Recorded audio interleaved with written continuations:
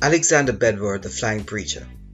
Jamaicans are known to be a set of people who traditionally use songs to convey their emotions.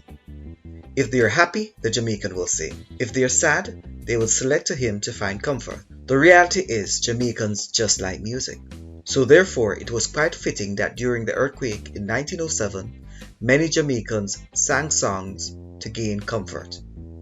Many of those who sang were converts of Alexander Bedward. Alexander Bedward, a Jamaican healer, led the Jamaican Baptist Free Church. He was an ordinary Jamaican who was a tinsmith and his wife was a baker. However, there are reports that Bedward spent time working in the Panama Canal.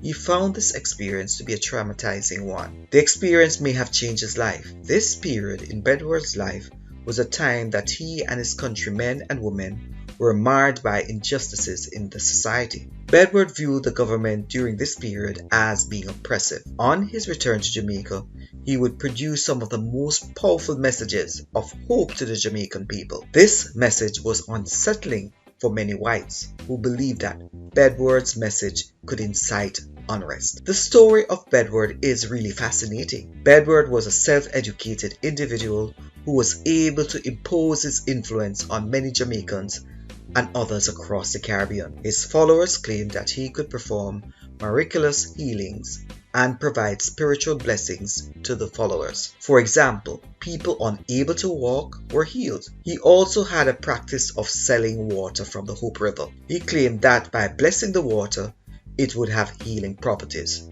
Based on his claim, Bedward was arrested for misleading the public. The case against him was not successful. Bedward was released, and thereafter the followers of Bedward increased tremendously. Historical documents suggest that Bedward had thousands of followers. He had mass baptismal services that were held by the Hope River. During these ceremonies, the congregation would hail Bedward as the prophet. As a boy, I could remember the words of a song dedicated to Bedward. It goes like this: "Dip them, Bedward, dip them in the healing stream. Dip them," and it goes on. Bedward's morning service was one of the week's high point. On Sunday, people would travel across Jamaica.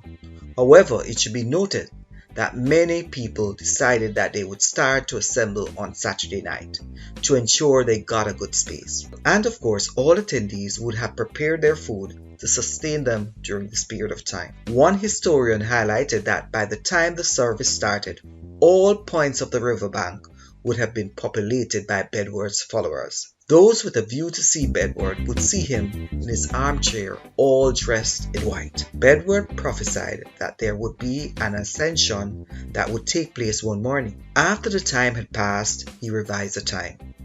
As time passed on, he sat in his chair. Many of his followers could not understand why the ascension had not taken place. The authorities used this unfortunate event to label Bedward as a person of unsound mind.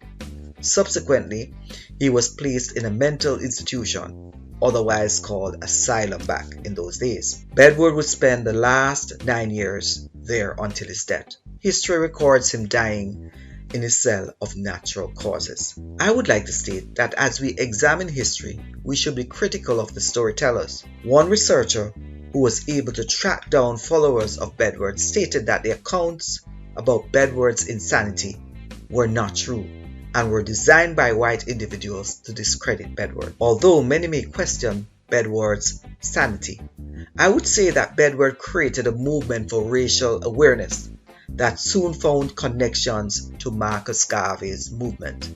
You decide. I welcome you to explore additional information regarding Bedward's movement in Jamaica.